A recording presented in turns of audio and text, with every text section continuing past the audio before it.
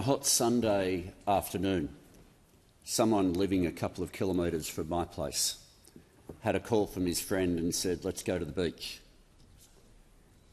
And it's a fair way to the beach from my part of Sydney, and so they weren't sure which one to go to, and their option was to go to either Brighton or Bondi.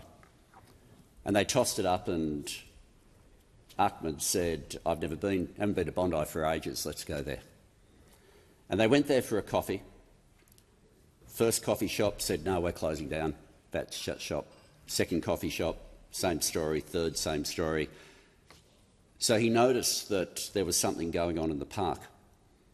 And as he walked across the road, a rabbi issued the most beautiful Australian invitation. He said, yes, this is a Hanukkah celebration that we're having here, but you are welcome to join us. That's why Ahmed al-Ahmed was there. He was invited by the rabbi to be part of the celebration of Hanukkah. He walked around the different stalls, he enjoyed himself a bit, he still couldn't find the coffee that he wanted, and he started to walk off into the car park, and then the shots were fired. A lot is said about faith, and there's been some different lines dropped in different speeches so far.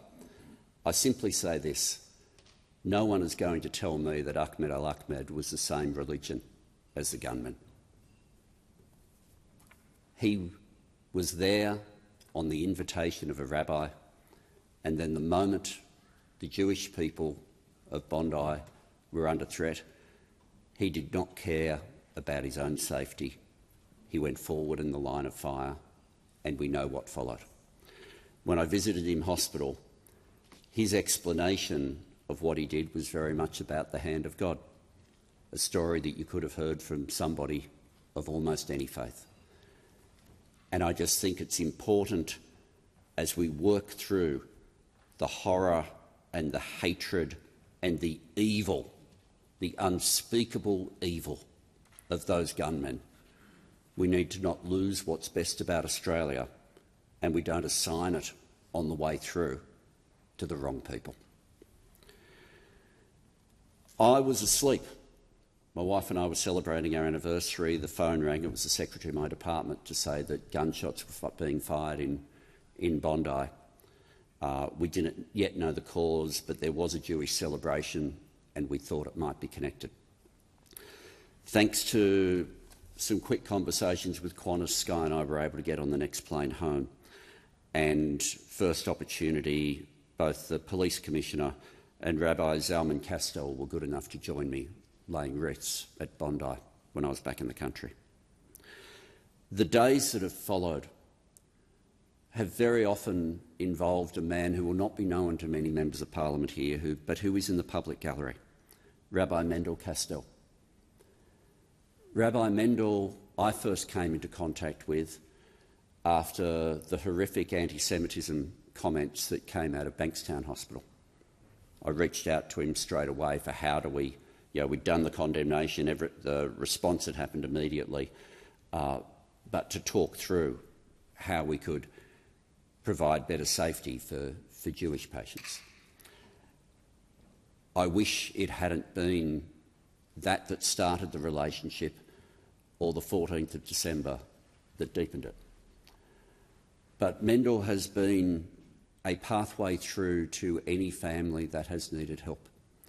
And effectively, in a moment like this, to make sure that people weren't having to deal with government, that they could deal with a trusted friend, Mendel has very much been the pathway, and I want to acknowledge that.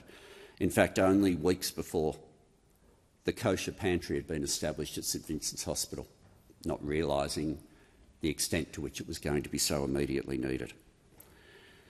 The message from those who hate is to tell people that they don't belong.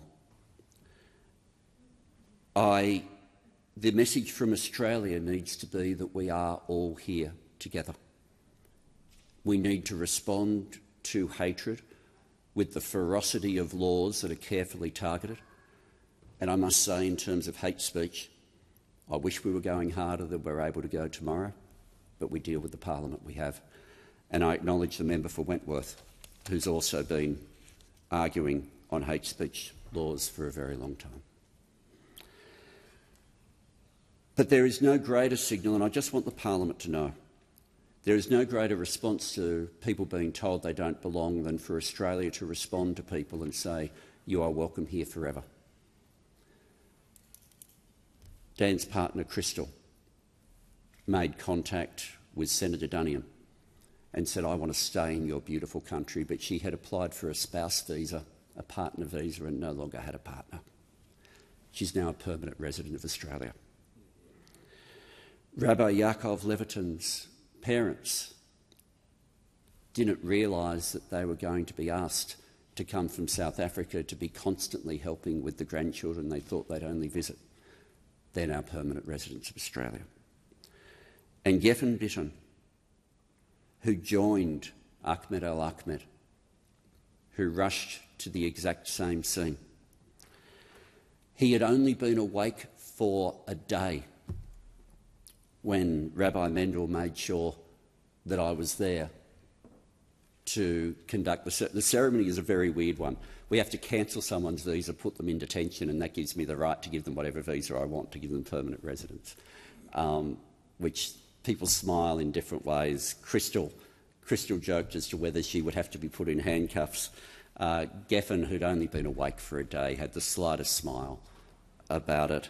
The Levitins, for everything they were going through, still insisted on putting berries on the table as a sign of hospitality, as though they had to offer more.